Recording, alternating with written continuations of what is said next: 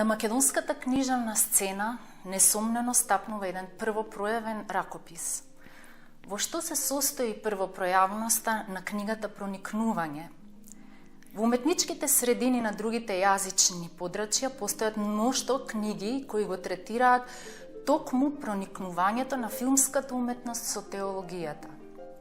Тука би ги навела антологиските книги, например, на Роберт Джонстон, Real Spirituality, теологијата и филмот во диалог, или пак на Јанис Војаджис, Црквата оди на кино, диалогот на православната теологија и кинематографијата. Во македонското јазично подрачје, книгата Проникнување се чини дека е првото проникнување помеѓу теологијата и филмската уметност, односно уметноста воопшто, и тоа во една действително впечатлива диалошка форма. Книгата Проникнување на еден автентичен начин помеѓу останатото сведочи и дека вистинската уметност не познава разделби, расцепи, туку познава само расудување. Ни содржината на книгата провеува ставот дека прашањето не е дали постои врска помеѓу теологијата и уметноста, туку проблемот се состои во расудувањето помеѓу автентичната уметност и кичот. Реченото упатува на ставот на Свети Порфирий Кавсокаливид, кој истакнува дека кој сака да стане православен христијанин, првин треба да стане поет. Тоест, би додала, човек кој го пројавува убавото, кој е кадарен да се восхитува во животот, а не човек кој се разделува и се отфрла од теологијата. Например, ја отфрла филмската уметност, книжевноста. И на тој начин сака да направи карикатура од црквата, според зборовите на познатиот професор Никос Мацукас. Диалогот во писма исклучително впечатливо го водат епископот Давид Нинов и професорката на факултетот за драмски уметности Синуличка Трпкова. Очигледно станува збор за компетентни личности, познати на стручната јавност, но и пошироко, со долгогодишно искуство од областа на филмската уметност и теологијата, кои што од различни аспекти и со едноставен јазик го разгледуваат проблемот на односот меѓу теологијата и уметноста.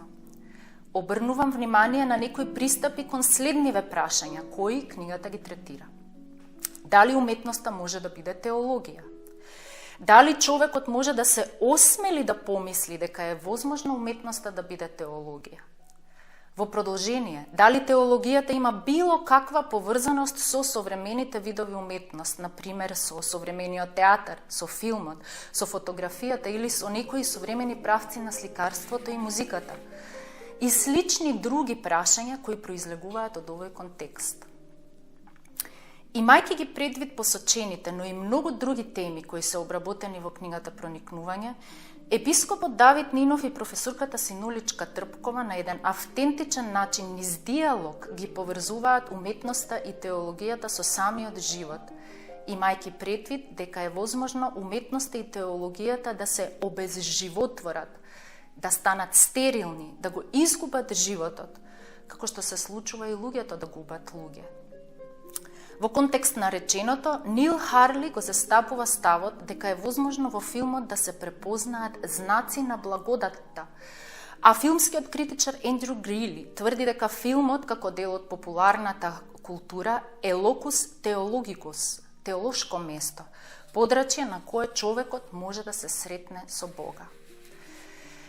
Книгата Проникнување уште живо сведочи дека уметноста и теологијата можат да бидат начини на согледување и артикулирање на заедницата, можат да ги подобрат постоечките перцепции и да овозможат свежи искуства. Теологијата и убавата уметност можат да ги отфрлат лажните поделби на свето и осквернето. Тоа значи дека, например, земјата, природата, животот, фотографијата, музиката, сликата, филмот или било што друго, действително се свети тогаш кога секој од тие нешта е израз на некој кој што ги надминува, а кога што овие го откриваат и го објавуваат. Особено внимание привлекува и фактот дека во оваа епистоларна проза писмата немаат датуми, што без друго упатува на фактот дека диалогот е сместен во едно, така да се изразам, безвремено време. Сосема очигледно дека авторите на книгата не само што ги проникнуваат уметноста и теологијата, туку генерално водат една философско, уметничко, теолошка, теориска расправа, која исцрпно обработува одредени теми поврзани со човечкото животно искуство, со поезијата, со филмот.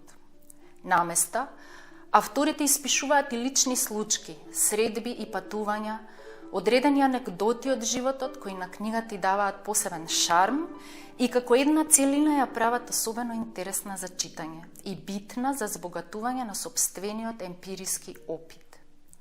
Книгата Проникнување е вистинско освежување на македонската проза и гозба за македонскиот читател, бидејќи упатува на фактот дека насекаде во уметноста на живеењето треба да ја бараме и да ја наоѓаме убавината. Оти токму според зборовите на Достоевски, убавината ќе го спаси светот.